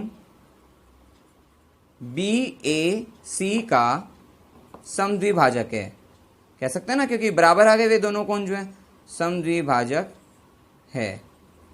इति सिद्धम, सिद्ध हो गया इस प्रकार आपका, ये सिंपल हो गया आपका बिल्कुल एकदम, ठीक है। चलिए अब नेक्स्ट क्वेश्चन करते हैं। क्वेश्चन नंबर 10, ये क्वेश्चन लेंथी बेशक है, लेकिन ये क्वेश्चन बहुत सिंपल है आपका, ठीक है। आप इसको अच्छी तरह से पढ़िए। इसको देखिए, नाजिमा एक नदी की धारा में मछली पकड़ रही है, ठीक है। उसकी मछली पकड़ने वाली छड़ का सिरा पानी की सतह से 1.8 मीटर ऊपर है, तथा डोरी के निचले सिरे से लगा कांटा जो है, ठीक है, वो पानी की सतह पर इस प्रकार स्थित है कि उसकी नाजिमा से दूरी 3.6 मीटर है, और छड़ के सिरे के ठीक नीचे पानी की सतह पर स्थित बिंदु से उसकी दूरी 2.4 मीटर है। यह मानते हुए कि उसकी डोरी उसकी छड़ के सिरे से कांटे तक तनी हुई है, उसने कितनी डोरी बाहर निकाली हुई है? यदि वह डोरी को 5 सेंटीमीटर पर सेकंड की दर से अंदर खींचे तो 12 सेकंड के बाद नाजिमा की कांटे से क्षैतिज दूरी कितनी होगी?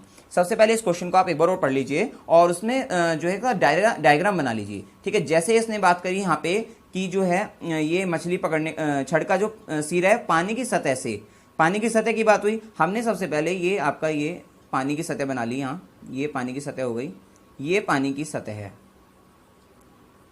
इस तरह से पानी है आपका, ठीक है। तो ये आपकी पानी की सतह होगी, ठीक है ना, ये जो होगी। चलिए, और यहाँ पर हमने मान लिया कि यहाँ पर आपका ये जो है ये नाजिमा है, ठीक है, ये नाजिमा हैगी इधर, जो है इधर मान लिया हमने ये। चलिए, अब उसने क्या कहा था कि उसकी मछली पकड़ने वाली छड़ का सिरा जो है पानी की सतह से 1.8 मीटर जो है ऊपर है, ठीक है, छड़ का सिरा।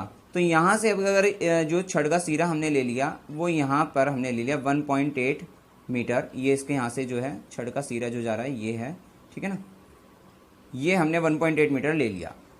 और उसके बाद उसने क्या कहा? तथा डोरी के निचले सिरे, अब यहाँ से डोरी जो जा रही है और उसका निचले सिरे से लगा कांटा, कांटा हमने मान लिया जो है, उसने क्या कहा? पानी की सतह पर इस प्रकार स्थित है, वो पानी की सतह पर है, यहाँ पर जैसे मान लिए सतह पर इस प्रकार स्थित है कि उसकी नाजिमा से दूरी 3.6 मीटर है कांटे की, ठीक है। सपोज करिए ये कांटा है, ये क्या है इधर, ये जो है आपका कांटा है। इसको क्वेश्चन को डायग्राम से समझोगे बड़ा आसानी से समझ में आ जाएगा, ठीक है। सबसे पहले तो इसका सिरा, छड़ का सिरा पता लग गया जो पानी की सतह से 1.8 मीटर ऊपर था, इतनी बात क्लियर हो गई। फिर उसके बाद उसने कहा कि जो डोरी का निचला सिरा है, सिरे से लगा जो कांटा है, ये यहाँ से डोरी जा रही है, और वो उसने ये भी बताया था उसने, उसकी डोरी छड़ के सिरे से कांटे तक जो है तनी हुई है, ये बात आपको पता होनी चाहिए।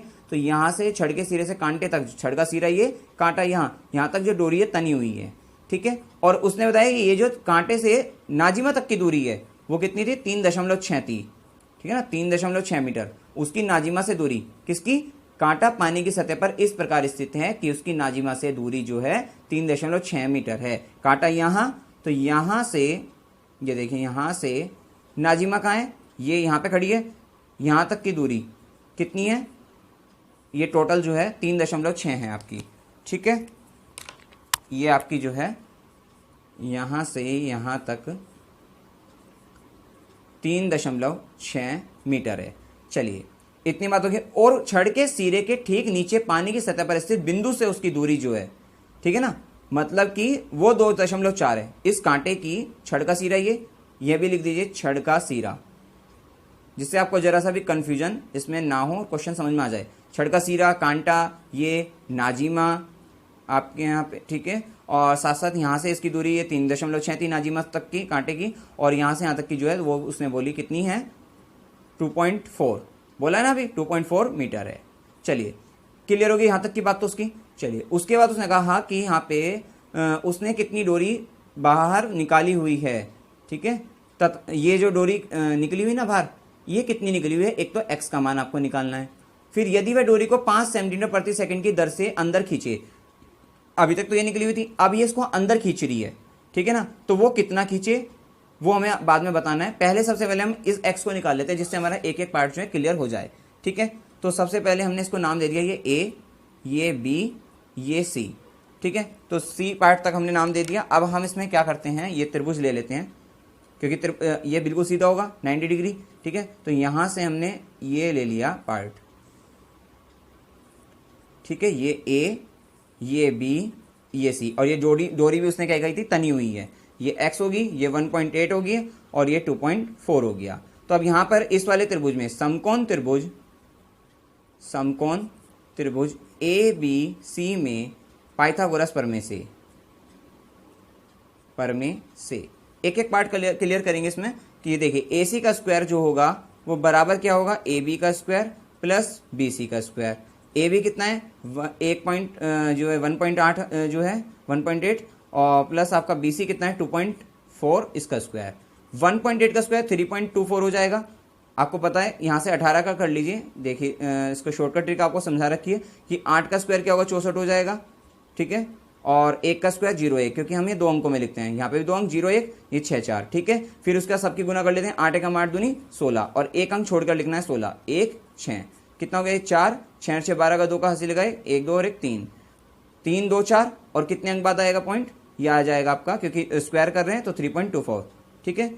इसी तरह से 24 का स्क्वायर 576 होता है, तो 5.76 आ जाएगा। और अब इनको जोड़ लेते हैं, 6 4 10 की 0 हंसी लगाए, 7 और 2 9 और 0 हंसी लगाए, 5 और 3 8 और 1 9 आ गया। ये आ गया आपका ए सी का स्क्वायर, ए सी का स्क्वायर, ए सी का स्क्वायर। तो ए सी बराबर क्या होगा, अंडर रूट में 9 बराबर कितना आ गया 3। किस में आ रहे हैं, मीटर में है ये आपके, ठीक है। ये आ गया आपकी मीटर में 3। तो उसने ये कहा, पूछा था यहां से कि यह मानते हुए कि उसकी डोरी उसकी छड़ के सिरे से कांटे तक जो है तनी हुई है, उसने कितनी डोरी बाहर निकाली हुई है, कितनी निकाली हुई है, 3 मीटर। आप लिख दीजिए उसने 3 मीटर डोरी बाहर निकाली हुई है।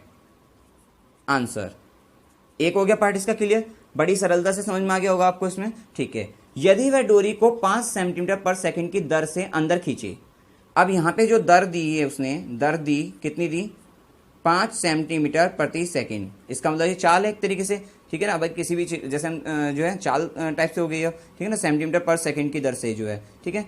तो यहां पर जो है उसने खींचे तो 12 सेकंड, समय कितना दे दिया उसने, समय जो दे दिया 12 सेकंड दे दिया आपका, ठीक है। तो नाजिमा की कांटे से क्षैतिज दूरी देखिए, अब ये जो दूरी थी ए सी थी, ये पूरी तनी हुई थी। जब इसको आप कम कर दोगे, ठीक है ना, इसको हम कम, पहले आप देखिए इसको कम कितना कर रहे हैं वो, ठीक है, क्योंकि उसने कम किस हिसाब से करा, उसने जो डोरी को खींचा, तो डोरी खींची वो निकाल लेते हैं हम। डोरी खींची, कितनी खींच ली, तो डोरी खींचने का मतलब क्या है, दूरी तो है एक तरीके से, मतलब लंबाई तो है, लंबाई क्या है, दूरी है एक तरीके से। तो दूरी बराबर 4 गुना समय होता है, ठीक है ना। तो डोरी खींचने का मतलब क्या होगा, ये दर गुना समय हो जाएगा, ठीक है ना, दर गुना समय। अब ये दर को भी आपको क्या है, क्योंकि हमारी जो ये आपकी 5 सेंटीमीटर है, इसको मीटर में बनाएंगे हम, तो क्या होगा 100 से भाग करेंगे तो 0.05 आ जाएगा आपका, मीटर पर सेकंड आ जाएगा। तो अब यहाँ पे क्या होगा, 0.05 गुना 12 हो जाएगा, कितना हो जाएगा, 12 पंजी 60 आ जाएगा, 2 अंकों बाद पॉइंट, तो 0.6 आपकी आ गई मीटर, ठीक है। इतनी डोरी उसने खींची थी। अब ये खींच किस में से रही डोरी? डोरी तो भाई 3 मीटर की डोरी उसने बाहर निकाली हुई थी, इसमें से तो खींच रही है वो डोरी जो है। इसका मतलब उसने डोरी खींची जो है इतनी 0.6 मीटर की, ठीक है। तो अब डोरी कितनी बची हुई है मतलब, तो अब जो डोरी जैसे कम हो जाएगी, तो पहले यहाँ तक जा रही थी वो, तो इसका मतलब अब कहाँ तक जाएगी, अब वो यहाँ तक जाएगी, यहाँ तक। तो इसको बिंदु ले लीजिए आप ए डी, ठीक है। तो अब यहाँ से ए डी निकाल लेते हैं। ए डी बराबर कितना होगा भाई, पहले उसने निकाली कितनी हुई थी, 3 मीटर निकाली हुई थी, और खींच कितनी ली उसने, माइनस के 0.6 बराबर 2.4 मीटर अब बच रही है उसके पास जो है, ठीक है। अब जो बची है वो कितनी बची है, 2.4 मीटर, ठीक है। अब उसने ये कहा है, क्या कहा है उसने कि 12 सेकेंड का। अब नाजिमा की कांटे से क्षैतिज दूरी कितनी होगी, कांटा कहाँ है, यहाँ है भाई, यहाँ गया ना तो कांटा, भाई पहले 3 मीटर पे था भाई, डोरी 3 मीटर में निकल रही थी तो कांटा यहाँ था। अब क्या होगा, डोरी खींच ली, कितनी खींची, 0.6 मीटर खींच ली, तो डोरी कितनी आ गई, 2.4 मीटर पे आ गई। तो कांटे की यहाँ से नाजिमा तक की दूरी निकालनी है। तो अब आप इस वाले त्रिभुज में ले लीजिए, इसमें ले लीजिए, ये ए है, ये डी है, ठीक है ना, ये 2.4 निकल कर आई अभी ए डी, ठीक है ना, और ये 1.8 मीटर है। तो यहाँ से ये निकाल सकते हो, ये कौन सा पॉइंट है, बी, तो यहाँ से ये निकल जाएगी, ये 90 डिग्री। तो यहाँ पे क्या होगा, ए डी का स्क्वायर बराबर होगा किसके, ए बी का स्क्वायर प्लस बी डी का स्क्वायर। ये कितना है, 2.4 का स्क्वायर होगा बराबर ए बी कितना है, 1.8 का स्क्वायर प्लस बी डी का स्क्वायर। तो यहाँ से 2.4 का स्क्वायर माइनस 1.8 का स्क्वायर बराबर बी डी का स्क्वायर कितना होगा, 5.76 माइनस के 3.24 बराबर बी डी का स्क्वायर। तो यहाँ से आपके आ जाएगा कितना, 2.52 का अंडर रूट बराबर आ गया बी डी। इसका जब आप वर्गमूल निकालोगे आ जाएगा 1.587 बराबर बी डी। ये आ गई आपकी बी डी 1.587। लेकिन हमें कहाँ तक निकालनी थी, ये बी डी तो आपके छड़ के एक सिरे तक की आई, क्योंकि बी पॉइंट तक आई। भाई बीडी क्या है, बीडी तो छड़ के सिरे के निचले सिरे तक की थी ना। उसने पूछा था क्या, नाजिमा की कांटे से, ठीक है। कांटा कहाँ है, अब यहाँ पे है कांटा, अब यहाँ पे है कांटा, यहाँ पे है। और नाजिमा क्या है, नाजिमा तो भाई बी पॉइंट ये है, ठीक है। और नाजिमा को सपोज करो आप यहाँ पे एक पॉइंट दे देते हैं, हम इसको एक्स दे देते हैं, एक्स, ठीक है ना। तो यहाँ पे एक्स पॉइंट अगर यहाँ पे है तो ये दूरी कितनी थी आपकी, देखिए पूरी 3.6 थी यहाँ तक की, 2.4 यहाँ तक की थी। तो ये बची हुई दूरी कितनी होगी आपकी, ये जो शेष दूरी होगी ये कितनी होगी आपकी, 1.2। 2.4 में 1.2 जोड़ोगे तो 3.6 3.6 ही आ जाएगा, ठीक है। तो अब आपको ये जो निकालना है, नाजिमा की कांटे से क्षैतिज दूरी, नाजिमा की कांटे से क्षैतिज दूरी वो बराबर कितनी होगी। देखिए यहां तक तो आ गई थी कांटा, देखो कांटा यहाँ है तो कांटे से यहाँ तक की छड़ के निचले सिरे तक की आ गई थी भाई। छड़ का जो पहला सिरा है मतलब जो सिरा है उसके निचले तक आ गई थी यहाँ तक की 1.587। इसमें अगर मैं 1.2 जोड़ दूं, क्योंकि नाजिमा यहाँ पर है आपकी, ठीक है ना, नाजिमा कहाँ है, यहाँ पे है, ठीक है। इसमें अगर मैं 1.2 जोड़ दूं तो अब जो 12 सेकंड के बाद जो हमने ये कम कर दी थी उसके बाद जो दूरी आ गई वो ये आ जाएगी 1.587 प्लस 1.2 कितना हो जाएगा, 1.2 जो जोड़ोगे आप इसका तो आ जाएगा 2.79 आ जाएगा आपका। ये किस में आएगी, मीटर में आ जाएगी आपकी, इतने मीटर आ गई आपकी। ये आ गई नाजिमा की कांटे से क्षैतिज दूरी। सबसे पहले आपको क्या करना है, आपको सबसे पहले क्वेश्चन पढ़कर अच्छी तरह से समझना है, और उसके बाद जो है नाजिमा जैसे यहाँ पे प्लेस है, यहाँ पे नाजिमा है आपकी, ठीक है। और उससे जो है वहाँ से एक छड़ है आपकी, ये छड़ है, इस छड़ का जो सीरा है, ये जो छड़ का सीरा वो पानी की सतह से क्या 1 मीटर की ऊंचाई पर है। फिर यहाँ से उसने कहा कि ये जो कांटा है इस छड़ में से जो निकला, जो डोरी निकाल रखी है बाहर, उसका कांटा यहाँ तक जा रहा है, तनी हुई है बिल्कुल एकदम सीधी, और कांटा जा रहा है कहाँ तक, नाजिमा से 3.6 की दूरी तक, ठीक है। तो टोटल ये हो गया। अच्छा, उसके बाद उसने एक बात और कही थी कि छड़ के इस सिरे से उस कांटे की दूरी 2.4 है। इसका मतलब जो है यहाँ की ये दूरी, बीच की दूरी निकल जाएगी, 1.2 आ जाएगी, ठीक है ना। चलिए यहां से हमने पहले x निकाल दिया, जिससे पता लग गया कि डोरी पहले बाहर कितनी निकली हुई थी। बस इसमें तो पाइथागोरस प्रमेय लगाई तो डोरी पता लग गया 3 मीटर निकली हुई थी। फिर उसने कहा कि डोरी भाई खींच ली उसने, कितनी किस हिसाब से खींची, 5 सेंटीमीटर प्रति सेकंड की दर से 12 सेकंड में खींची उसने। तो हमने पता लग गया डोरी खींची, दरगुना समय करके हमने डोरी निकाल ली भाई, 0.6 मीटर की खींची। किसमें से खींची भाई, 3 मीटर की बाहर निकल रही थी, 3 में से तो खींची 0.6 की, तो 2.4 मीटर अब भी बची हुई है वो डोरी बाहर। तो अब वो डोरी की पोजीशन हमने यहाँ पे ये ADC डोरी कहाँ है, अब 2.4 की निकली हुई है बाहर, तो कांटा यहाँ पे होगा D पॉइंट पे। अब D पॉइंट पे कांटा है, ठीक है, तो D से B निकाली हमने और उसके बाद DB में प्लस कर दिया BX। तो ये यहाँ से यहाँ तक की जो दूरी है वो नाजिमा तक की दूरी है। वही उसने पूछी थी नाजिमा की कांटे से क्षैतिज दूरी, कांटा यहाँ नाजिमा यहाँ, ठीक है। तो कांटे से नाजिमा तक की क्षैतिज दूरी क्या होगी, 1.587 प्लस 1.2 2.79।